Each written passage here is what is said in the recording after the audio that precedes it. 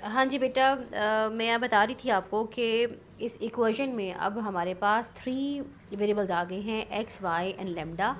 तो हमने किसी भी फंक्शन को ऑप्टिमाइज़ करना हो तो हमारे मेथड्स तो वही हैं जो हम ऑप्टिमाइजेशन के लिए इस्तेमाल करते हैं। लाइक हम उसका पहले फर्स्ट लेते हैं, डेरिवेटिव इक्वल टू ज़ीरो करते हैं, फिर सेकंड डेरिवेटिव लेते हैं, वैल्यूज़ पुट करते हैं। तो मेथड तो वही है।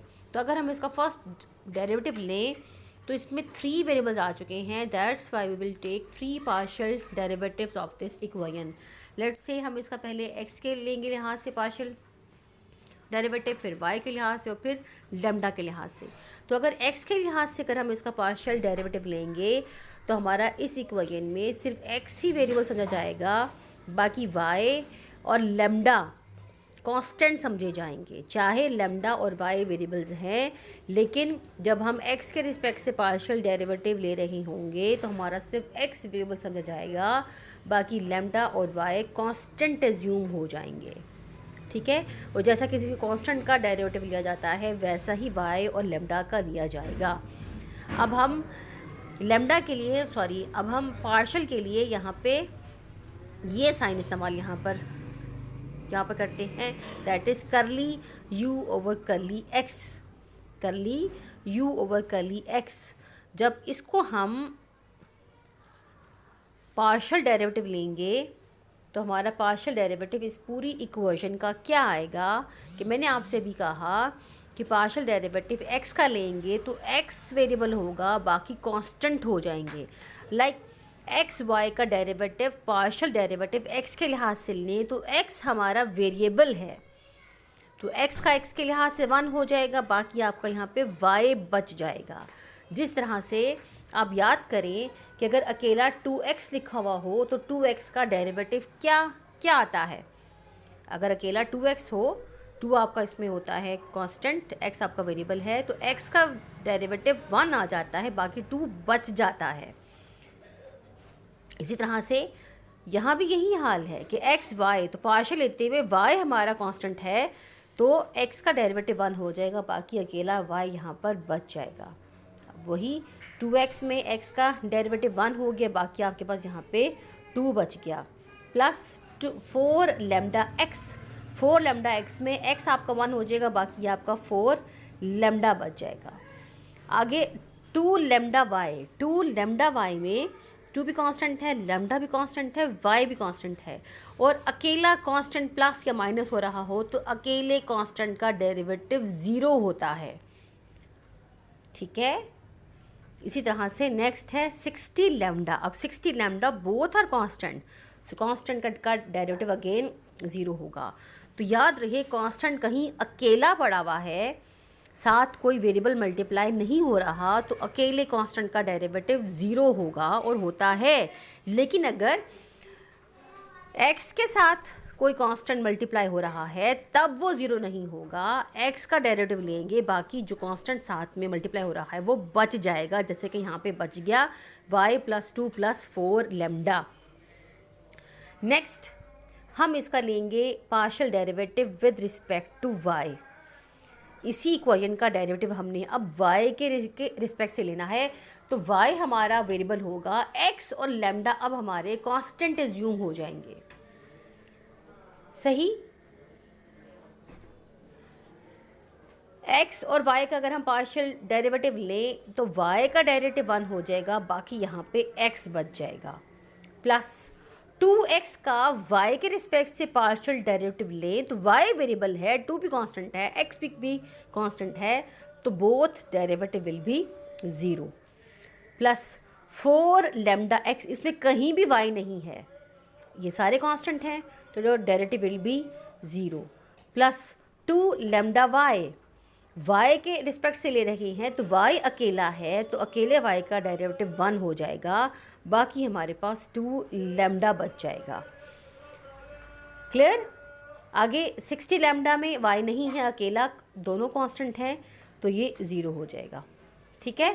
तो हमारे पास यहाँ पे डेरिवेटिव क्या बच गया, यहाँ पे ऊपर वाले में y + 2 + 4 लेमडा, और यहाँ पे x + 2 लेमडा। नेक्स्ट हम लेंगे इसका derivative with respect to lambda. Partial derivative of u with respect to lambda. So हम लेमडा के रिस्पेक्ट से जब डेरिवेटिव लेंगे तो लेमडा अब वेरिएबल समझा जाएगा, x और y हमारे कांस्टेंट एज्यूम हो जाएंगे। सो x y का जब हम लेमडा के रिस्पेक्ट से डेरिवेटिव लेंगे तो यहाँ तो लेमडा है ही नहीं, सो लेमडा नहीं है तो डेरिवेटिव विल बी 0। 2x में लेमडा नहीं है तो डेरिवेटिव इज़ 0। 4 लेमडा x में लेमडा है, सो लेमडा का डेरिवेटिव 1 हो जाएगा, बाकी हमारे पास 4x बच जाएगा। सेम 2 लेमडा y में लेमडा 1 हो जाएगा, बाकी हमारे पास 2y बच जाएगा। और 60 लेमडा में लेमडा का डेरिवेटिव लेमडा के लिहाज से 1 हो जाएगा, बाकी हमारे पास 60 बच जाएगा। इसको अगर आप शॉर्ट करें तो ये आपका आ जाएगा 4x प्लस 2y माइनस 60। सही, ये हमारे पास तीनों इक्वेशंस आ चुकी हैं। This is 1, 2 and 3। इन तीनों को सॉल्व करके हमने यहाँ से x, y और लेमडा की वैल्यूज़ निकाल लेनी है।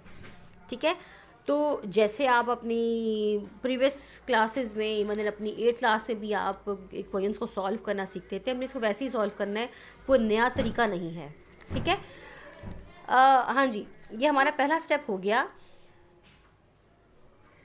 कि हमने इनका फर्स्ट डेरिवेटिव ले लिया है। नेक्स्ट स्टेप क्या होता है, हम अपने फर्स्ट डेरिवेटिव को इक्वल टू 0 करते हैं।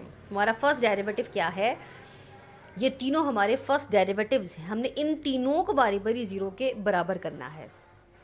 ठीक है, एक चीज़ और, जब आप सादा डेरिवेटिव ले रही हो तो मैंने बताया हुआ है कि dy ओवर dx भी आपका फर्स्ट डेरिवेटिव होता है, लाइक ये। और अगर आप y के ऊपर डैश लगा दें तो y डैश का मतलब भी फर्स्ट डेरिवेटिव ही होता है। इसी तरह से पार्शियल डेरिवेटिव को अगर हम इन शॉर्ट फॉर्म लिखें तो उसकी शॉर्ट फॉर्म क्या होती है, लाइक आपने u का पार्शियल डेरिवेटिव x के रिस्पेक्ट से लिया हुआ है, तो हम u के सबस्क्रिप्ट में छोटा सा x लगा दें तो उसका मतलब क्या होगा, this is partial derivative of u with respect to x। और अगर हम u के सबस्क्रिप्ट में y लगा दें तो उसका मतलब क्या होगा, this is partial derivative of u with respect to y। और अगर u के सबस्क्रिप्ट में लेमडा लगा दिया है, that means it is the partial derivative of u with respect to lambda. So first derivative partials के शॉर्ट फॉर्म्स या उनकी शॉर्ट फॉर्म्स आपकी ये हैं। ठीक है, अब नेक्स्ट मैं आपसे कह रही हूँ, हमारा नेक्स्ट स्टेप क्या है कि हम इसका फर्स्ट डेरिवेटिव को इक्वल टू 0 कर देंगे, यानी कि हम partial derivative of u with respect to x को भी, partial derivative of u with respect to y को भी, and partial derivative of u with respect to lambda, तीनों को हम 0 के बराबर कर देंगे। तो ये तीनों हमारे पास आ चुके हैं, इन तीनों को मैंने शॉर्ट करके यहाँ लिख दिया है। So we will put y plus 2 plus 4 lambda equal to 0, and second आपका है x plus 2 lambda equal to 0, और आखिरी आपका 4x plus 2y minus 60 equal to 0। ठीक है, इन तीनों को हमने 0 के बराबर कर दिया। इन तीनों को सॉल्व करके हमने यहाँ से x y की वैल्यूज़ निकालनी है। ठीक है, अब कोई सी भी तरीके से आप निकाल सकते हैं, मैंने यहाँ नाम दे दिया था 1 2 3, आप यहाँ दे दें,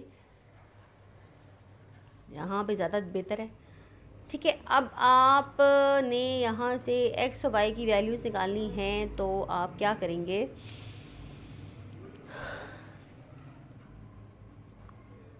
आप इक्वेशन 1 और 2 में पहले लेमडा ख़त्म करें।